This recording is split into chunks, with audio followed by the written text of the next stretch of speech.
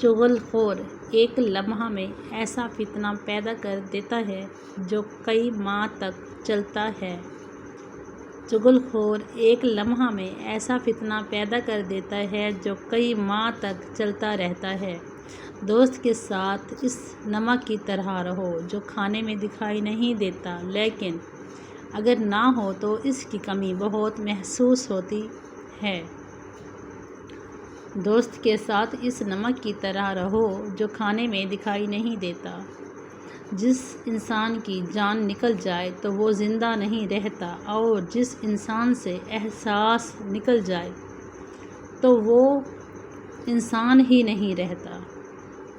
حضرت علی رضی اللہ عنہ فرماتے ہیں، حضرت علی کے پاس ایک یہودی آیا اور کہا، میں نے سنا ہے آپ مسلمان جب عبادت کرتے ہو تو برے برے خیال آتے ہیں جبکہ ہم عبادت کرتے ہیں تو ہمیں نہیں آتے۔ حضرت علی نے جواب میں فرمایا، اگر ایک گھر فقیر کا ہو اور ایک امیر کا تو چور کہاں جائیں گے؟ یہودی نے کہا، امیر کے گھر میں جائیں گے۔ حضرت علی نے فرمایا، تبھی تو شیطان ان کا ستاتا ہے۔ جن کے دل میں اللہ ہو، جن کے دل میں اللہ نہیں ہوتا وہاں شیطان کا کیا کام؟ سبحان اللہ۔ اس لیے شیطان ہمیشہ مسلمانوں پر زیادہ اثر انداز ہوتا ہے۔ حضرت علی کے پاس ایک یہودی آیا اور کہا، میں نے سنا ہے کہ آپ مسلمان جب عبادت کرتے ہیں تو برے برے خیالات آتے ہیں جبکہ ہم عبادت کرتے ہیں تو ہمیں نہیں آتے۔ حضرت علی نے جواب دیا، ایک گھر میں فقیر کا ہو اور ایک امیر کا تو چور کہاں جائے گا؟ یہودی نے جواب دیا، امیر کے گھر میں جائے گا۔ حضرت علی نے فرمایا، شیطان ان کو ستاتا ہے جن کے دل میں اللہ ہوتا ہے۔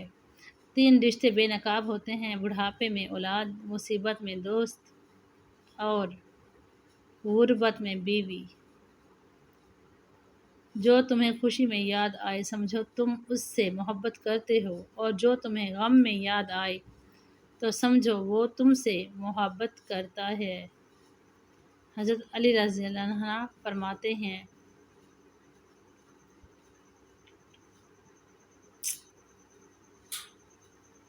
حضرت علی سے پوچھا گیا کہ دوست اور بھائی میں کیا فرق ہے تو آپ نے فرمایا، بھائی سونا ہے اور دوست ہیرا۔ لوگوں نے آپ سے کہا کہ آپ نے بھائی کو کم قیمت اور دوست کو قیمتی چیز سے کیوں تشبیہ دی؟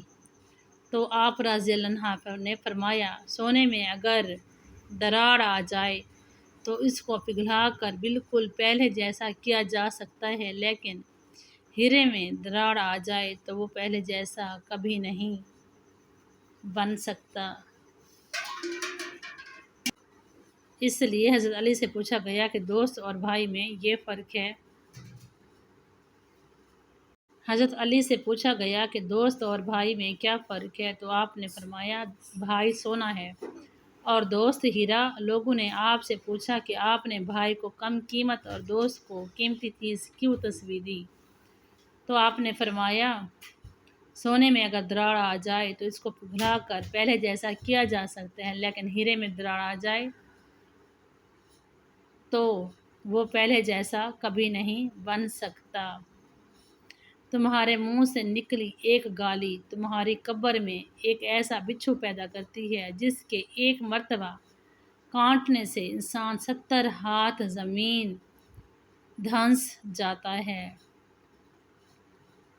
حضرت علی نے فرمایا، جس انسان کی جان نکل جائے تو وہ زندہ نہیں رہتا اور جس انسان سے احساس نکل جائے تو وہ پھر انسان ہی نہیں رہتا۔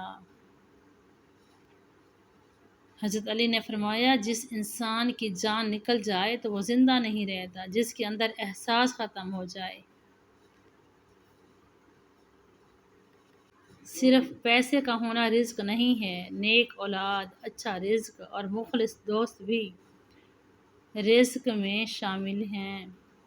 صرف پیسے کا ہونا رزق نہیں، نیک اولاد، اچھا رزق، مخلص دوست بھی رزق میں شامل ہیں۔ حضرت علی نے فرمایا، ہمیشہ چھوٹی چھوٹی خوشیوں کا استقبال کیا کرو کیونکہ ان سے ہی ان کے پیچھے محبتوں کا سیلاب ہوتا ہے۔